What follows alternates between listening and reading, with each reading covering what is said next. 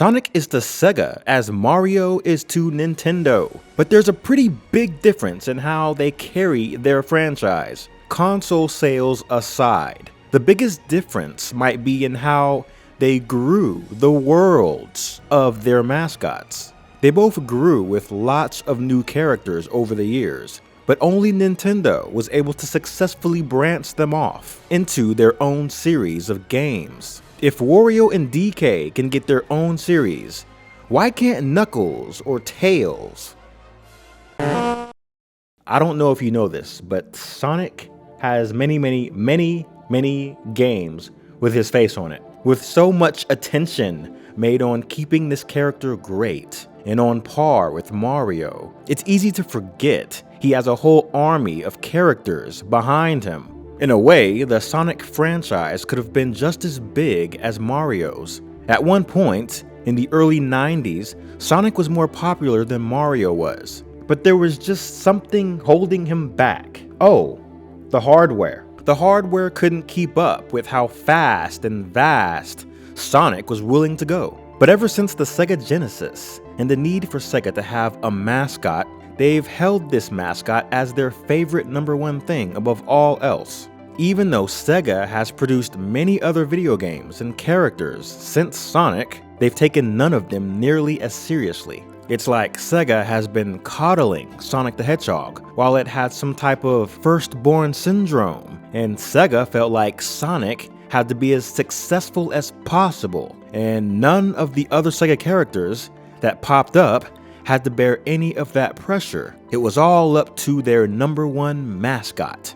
With no responsibility came no power. Sega had several other IPs start around the same time Sonic did that tried to branch out into their own franchises, but didn't.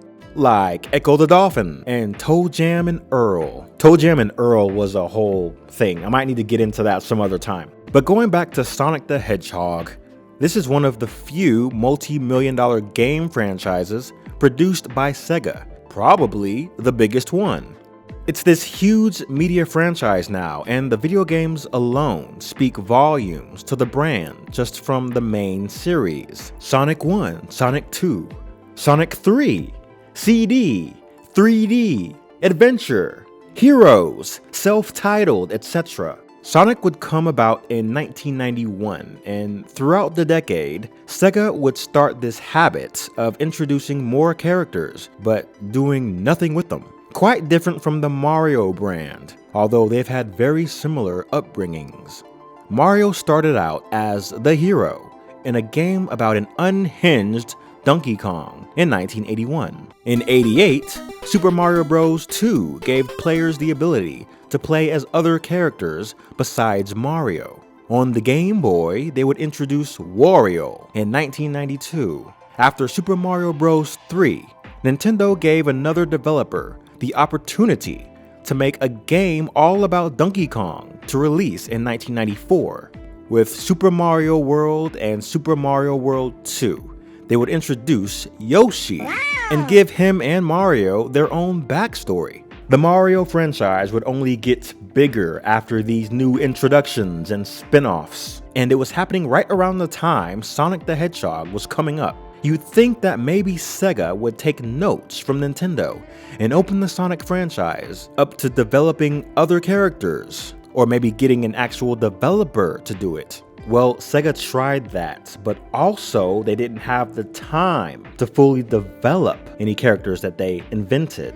Archie Comics would start its own version of Sonic and have these new characters he'd interact with. But it all started with Miles Prower, aka Tails, in 1992's Sonic the Hedgehog 2. Then 1993's Sonic CD would introduce Amy Rose and Metal Sonic as his girlfriend and Evil Sonic clone, respectively. In 1994's Sonic 3, they would introduce Knuckles the Echidna. It would soon be the goal from within Sonic's development team to have a new character debuted in every Sonic game going forward, and if you've been paying attention, you know they've stuck to their word. Well, this peak Sonic the Hedgehog popularity of the early 90s was a good time to start playing with these new characters that were coming out. Nintendo was doing it, so why not? Sega got their arcade division to develop this game that was based on an 80s arcade game called Marble Madness, essentially called Sega Sonic the Hedgehog. Basically, it was Marble Madness with Sonic and his new friends, Mighty the Armadillo and Ray the Flying Squirrel. Both just seeming to be Sonic in different skins, but Ray the Flying Squirrel, who seems to just be a cross between Sonic and Tails, had trouble getting on any other Sonic game after this, but was featured early in the Sonic comic book series, something that would be a common trait for these forgotten Sonic characters. Only being released for Japanese arcades, this looked like a fun little spin-off experiment for the Sonic Genesis era. Now, although he may not be the first Sonic character that you think of, he was the first one to show up and be playable, and rightfully so. He had his own spin-off game. Made for Sega's Game Gear in 1995, there was Tails Sky Patrol. The Game Gear released in 1990/1991 and called itself competing with Nintendo's Game Boy. What Game Gear had going for itself was the fact that it had the colored graphics of Sega's 8-bit Master System, the predecessor to the Genesis. So it's like if the Game Boy actually had the NES graphics and colors. Game Gear did as well as it could. Obviously, it didn't last against Nintendo's less bulky handhelds. It discontinued after 6 to 7 years. Pretty good run, I'd say.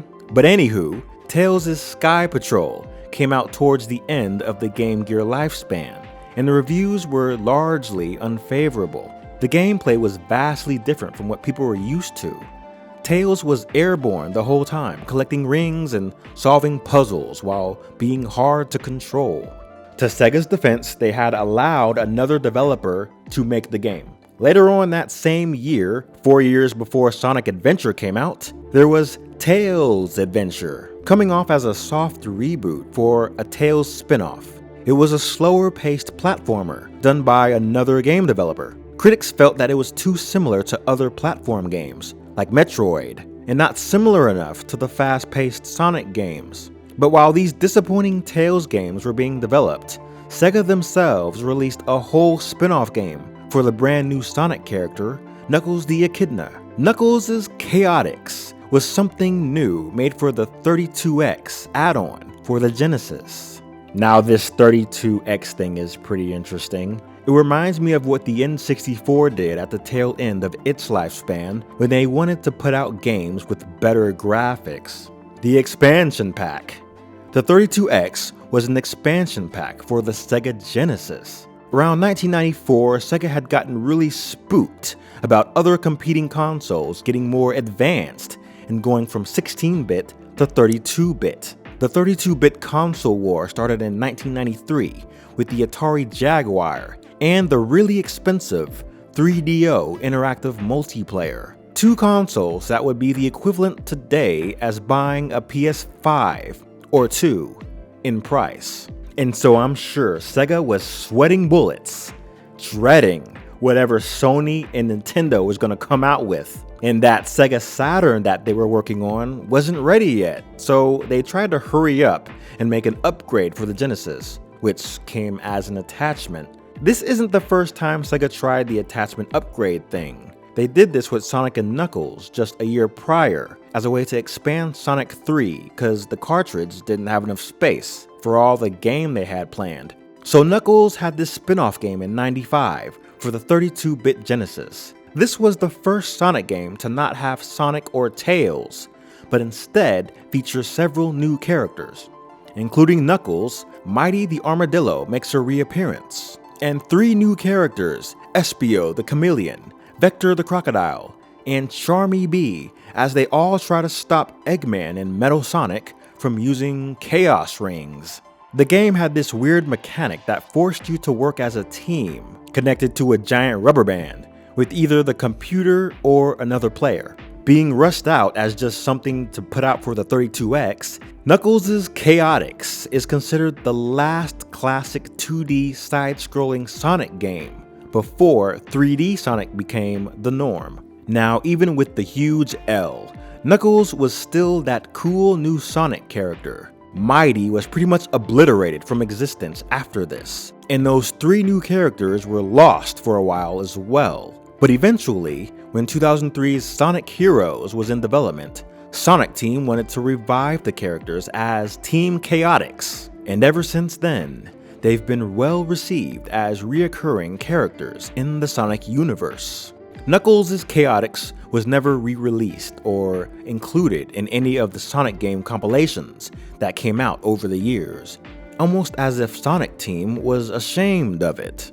Fans have expressed their interest in seeing a Chaotix sequel, or at the very least, a legit re-release of the game. But the energy the Sonic Team president gives about that is like, sure. Right after I make Nights into Dreams 3. Nights into Dreams 2 came out in 2007. Barely. So, they had a pocket of time there after Sonic Heroes to really do something with Team Chaotix, video game wise, but just chose not to. Or rather, they chose to do something with Team Shadow instead. Specifically, Shadow. I don't know what it is about Sonic's spin-off games, but they're very touch and go overall. Cause there was also the Shadow the Hedgehog game, released 10 years after Chaotix. It's kinda easy to see why they thought giving Shadow his own game would be a good idea. It's like, hey, it's Sonic, but he's dark and edgy. How cool is that? Well, I'd say people probably like the character more than they like his game. You can say the same thing for Knuckles, Team Chaotix, and even Tails. Funny enough though, the one Sonic spin-off game that did well was Dr. Robotnik's Mean Bean Machine in 1993. So Eggman had the best spin-off game. But no, that whole game is based on another popular Sega series called Puyo Puyo. And I'm pretty sure it was made to help promote the Sonic cartoon. Puyo Puyo is kind of like Tetris, but you just have to match the colored blobs together to get rid of them. And side note, Nintendo actually made a Kirby spin-off in 1995 with Puyo Puyo, just like Sonic did, called Kirby's Avalanche. This was my introduction to Kirby. Eventually I found out that it was nothing like the actual Kirby games. But anyways, after Shadow the Hedgehog had disappointed with his game, Sonic Team seemed to be too afraid to give anyone else a chance at having a spin-off. They continued to go with the type of Sonic spin-offs that they know will actually work, the ones that actually star Sonic. You had tons of these Sonic spin-off games come out over the years, like Riders, All-Star Racing, the Mario and Sonic series. Each of these spin-off games, by the way, have sequels, so we can all infer that a Sonic game needs to have Sonic in it for it to be successful. You can include any kind of character in the game you want as long as Sonic is the lead. But why is that? Why can't Sonic share the spotlight with anybody else? If you look at Mario, you could say that most of his amazing friends could hold their own in a game. Yoshi and Donkey Kong did it. Wario did it, and did extraordinarily well, by the way. It's pretty surprising. Luigi did it. Even Peach and Toad had their own spin-offs. You could see Bowser having his own series of games too. Easily. With the Koopa Kids and Bowser Jr., easily. None of the Mario characters truly need Mario to stand out. And shoot, Nintendo probably knows that. That's why they don't lean into it more. You can't have your mascot overshadowed by a secondary character. Nintendo knows this, and Sega couldn't do it if they tried. They couldn't even get Knuckles and Shadow to have one successful spin-off game. And next to Tails, those two characters are debatably the most popular Sonic characters, so yikes. Without Sonic, they really don't have anything, do they? Nintendo's spin-offs tend to be good. So what has Sega been doing wrong? Haven't they been taking notes? Let's take Yoshi's Island, Donkey Kong Country, and Luigi's Mansion. What they did right was take a character that didn't have a background or a story at all really, and literally build one up from the ground in a world that we've never seen them before. And with the exception of Donkey Kong Country, which really just went above and beyond in creating a Donkey Kong game, surpassing everyone's expectations, these spin-offs found a way to connect back into the series' mascot, Mario. The main drive of Luigi's Mansion was finding and saving Mario. The main drive of Yoshi's Island was saving Mario by getting him back to his parents. If Sega really wanted to make a proper spin-off, they could have put Sonic in a helpless position for once, and make it to where Amy Rose, for example, had to save him. That right there would have been a premise for a great Amy Rose spin-off. But no, they wanted to give Shadow guns, and Knuckles a giant rubber band, and Tails can fly, so let's just have him fly during the entire game. The Sonic games have lots of missed opportunities over them, a lot of hidden potential. Of course, the fans all know this. There's more fan-made character lore than I care to know about. Luckily, with all that fandom passion, Archie comics, and TV shows, there's plenty of other ways the numerous Sonic characters can have their moment. Will Sega and the Sonic team ever understand how to use their characters without Sonic? Probably not. Like and subscribe to Retro Sick for more random nostalgia and interesting coincidences surrounding said nostalgia. And I will see ya next time.